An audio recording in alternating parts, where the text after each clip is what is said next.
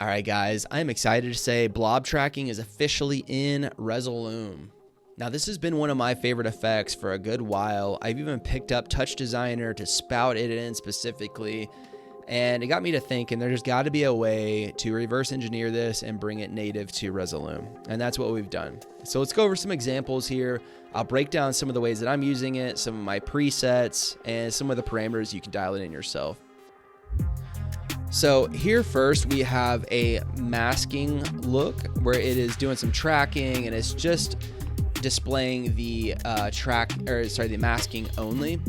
And what we have here is the Shape Architect VJ Academy plugin. So it's just doing some generative visuals, and then we are overlaying our blob tracking on top of it.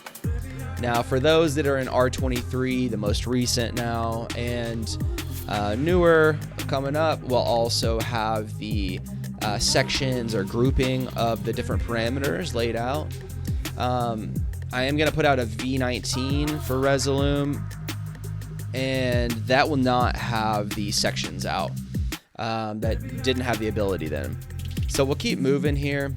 Notice that this one is more of an overlay, and we can change that very easily by going here to blob style, and whether we want just like corner ticks, whether we want the crosshairs where it's going in the middle of the squares, or we just want the cross bars where it stops and it can go in the squares.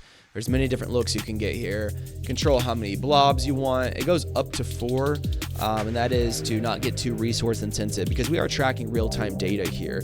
As you can see, there is data being displayed, and that is the coordinates that the blobs are moving around in. So we'll keep moving here.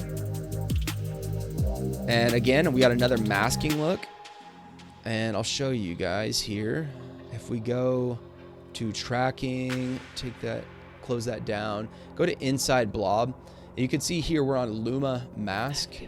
That's what's giving us this black and white. And then if we wanted to even dial that in some more, we would go to tracking, and the threshold is really what's giving it that black and white, the variance of the black and the white.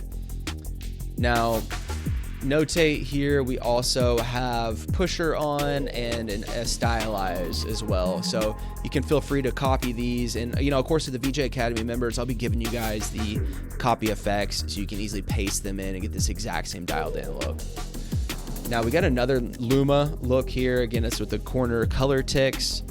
So there's many different looks you can get with doing like a luma and a masking too that I like. Now here's the OG layover tracking. You can tell the speed is turned up quite a bit on it. And I want to show you guys there's some more things we can do. So if we go to the connector line, which is that line that's connecting these, we can go to width, make that wider. It's pretty big there. You know, of course, then we can make it super thin as well. That can be audio reactive. Now the connector distance is cool. So if you turn it all the way down, there will be no lines. If you turn it all the way up, there will always be a connecting line. So, you know, about halfway, it depends on how close they are, if they'll connect, if you vary in between there. So, you know, the link style as well. Right now it's on edge to edge, but you can also just have it go to the very center of each blob. So there's tons of ways to dial this in, and I'll let you guys discover a lot of this. But, you know, as you can see, we have colors here, so you can customize your blob tracking looks. And this one does like a mask flashing look. It also utilizes the feedback that we have embedded in the plugin. So let me show you guys what I'm talking about here. If we go down here, you got feedback, and then you got luma key right here. So depending on how much luma key is being fed in, you're gonna see there is you know, some color, some feedback hue that's being shown. The feedback amount is here. So there's just tons of ways to go play around with this. I love this aesthetic right here for when there's drops and things like that. I think it hits hard. And then one of our final examples here is just as if you are using kind of like a camera feed and use the blob tracking on it. That can get fun too. So, you know, one of the things that we do have available with the blob tracking is if you go to inside blob, you can turn the zoom in and on. So this is just doing a normal masking look, but if you turn on the inside zoom, you can do variations with it there. You can even have it audio reactive. So it does like a magnifying look where it zooms in right where the blob is, and you can get some cool looks with that. So I think that's a good general breakdown of what we have. Again, there's over 50 parameters, there's 14 presets, there's tons of stuff in here. I'm not gonna go over all of it, but that's half the fun for you guys, is to go discover on your own. Now this is, it can be finicky depending on the content that you're feeding in.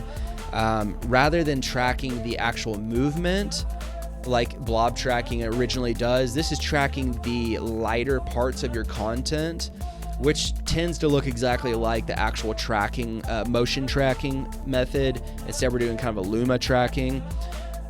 So yeah, just notate that you're gonna get a lot of different looks depending on the content.